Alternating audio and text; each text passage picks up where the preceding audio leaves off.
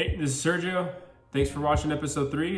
Today we're going to be talking about bodywork and things that we had to cut off, do, adjust, and kind of resurface in order to prepare a very difficult task of continuing to put the subframe and engine into your Mini.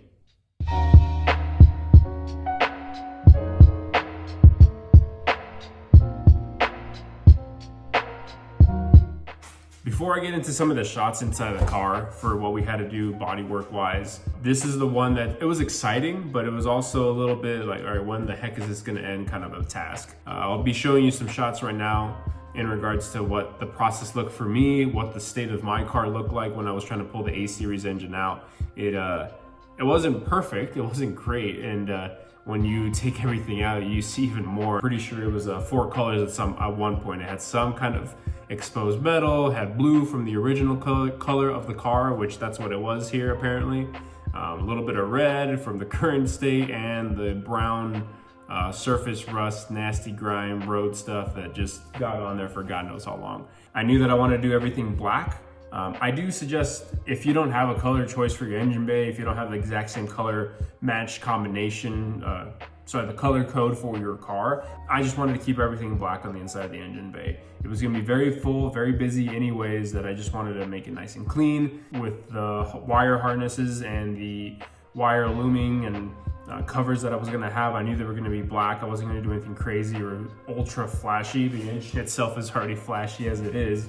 The black tape, the black covers and whatnot, I knew we're gonna be able to blend in fairly nicely. So then again, it looks like it's more professionally done, and also the engine sticks out a little bit more instead of just looking at a bunch of colored wires.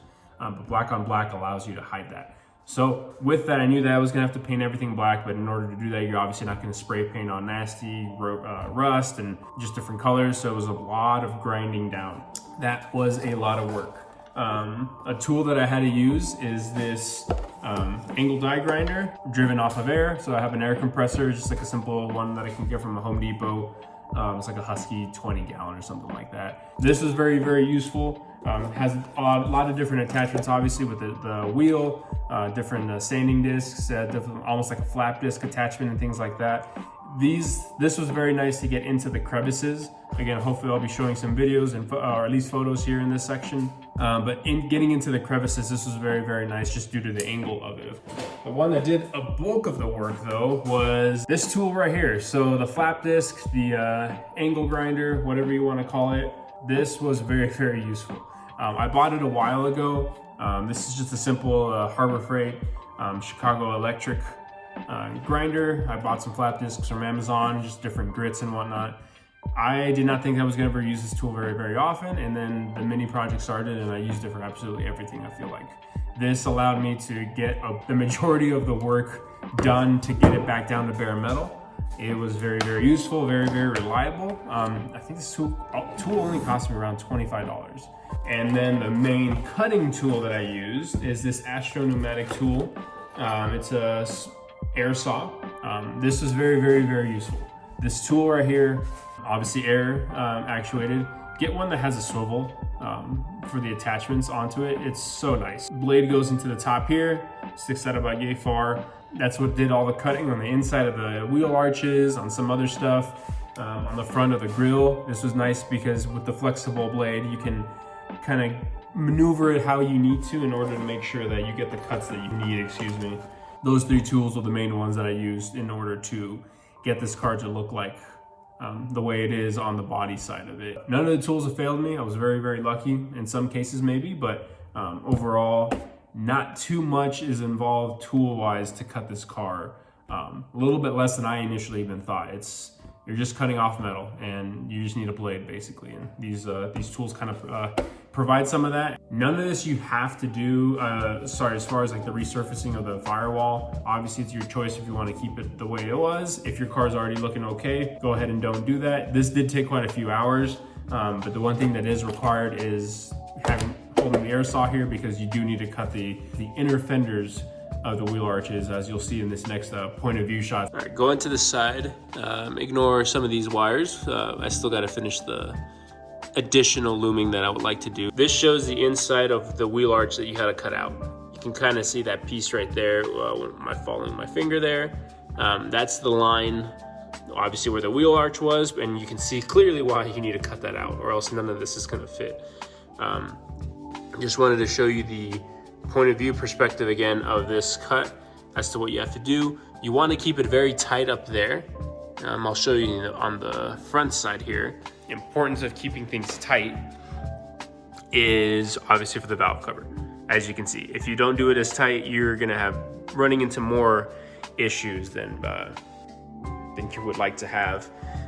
This back side is not as interesting. It's the same thing as the other side, but you can see exactly also why that wheel arch is required to be cut out.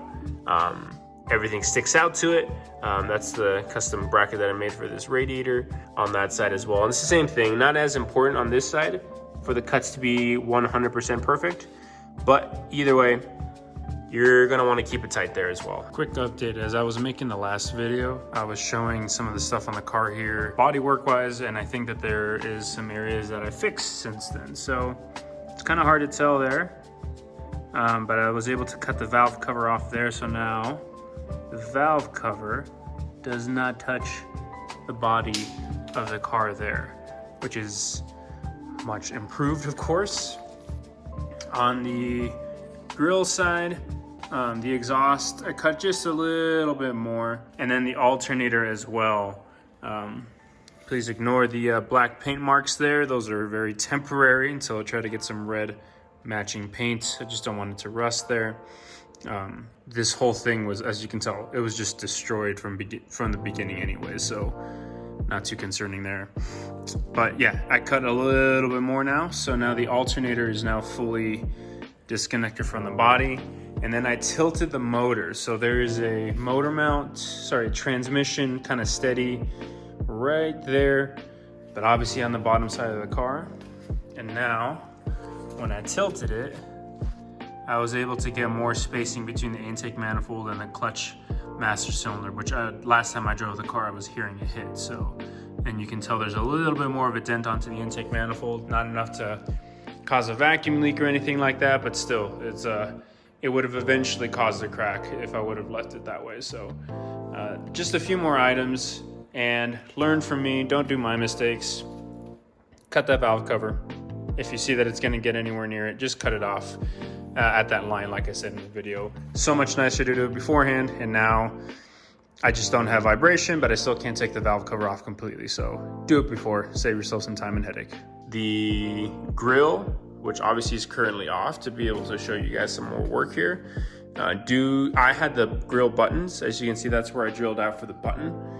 But because of the alternator and you have to cut stuff off, you do have to find a different way in order to mount the grill onto it. So what I just did, as you can see, is rib nuts. I believe those are 3mm rib nuts, the one I fitted in there since the holes were already that size. But it's just 4 rib nuts that go onto the body of the car, and then obviously the grill then goes onto that with those rib nuts there. As far as the grill goes, on the back of the grill, because of that alternator mounting, I did have to put some rubber here, but if you can see closely, I cut off metal. As you can see that lip up there, the metal that I cut off is in order for the alternator to not stick the grill out as much. I had to cut some there, cut some there. Basically, where this little T piece of rubber is, I cut off the extruding portions of the grill, or just the grill housing, the grill frame, excuse me. And that allowed me to be able to, this rubber is just again to reduce noise, vibration from metal to metal hitting. And that allowed the grill to actually sit pretty closely to the body of the car and not make it as very obvious. So pretty simple, pretty easy to do there. Just something that I wasn't expecting. So if you do buy this kit, understand that that's gonna be something you have to do. All right, so hopefully those shots helped you. I know it's kind of difficult not just pointing it onto certain cuts there for a prolonged period of time. Overall, as you can see from those videos, from the photos, this is a lot of work. And this is one in the previous video I was mentioning, if you're trying to plan your build, you should have your parts ordered before you start all this body work, in my opinion. Reason being is this is gonna take some time. You don't want to rush it, like I said, you don't want to cheap out on it. So as you're ordering your parts, whether it be an engine, whether it be subframe, whether it be whatever, fill in the blank there for things that take longer lead time. All that work there for the cutting, the grinding and whatnot, for me, because I had to do a little bit of it at a time, it takes a little bit longer than you think. And to do it right, to paint it, to get to the paint, I just use Rust-Oleum 2000 degree temperature primer and then some engine enamel in order to get the color on the firewall the way it was. All that is going to take time. Obviously the resurfacing, the taping, the actual painting, the priming again, painting again. It all takes more time than you think. So have things already purchased, the big components ahead of time. So during this time, while you're waiting for the parts, you're not waiting, you're actually doing work. And again, you kind of keep the ball rolling. But yeah, that's all I had for this video. Next video, I'm not sure which one we're gonna go. I think we're gonna go engine and subframe installation to show you how it kind of goes up in there. So I'll have a little bit more research that I did on the engine side and the subframe there, as I mentioned in other videos. If any of these videos are too detailed, too just drawn out, hey, I don't need to know that, please do something else. Hey, comment below. If you see something that I did wrong, hey, you should have gotten this and this and this. Hey, I still want to know and still love to learn, even though I already finished a good portion of this. Comment below. I mean, it's a community to learn, and I'd be glad to learn with you guys still. So, like I said, engine subframe most likely, or wiring, because that's coming up.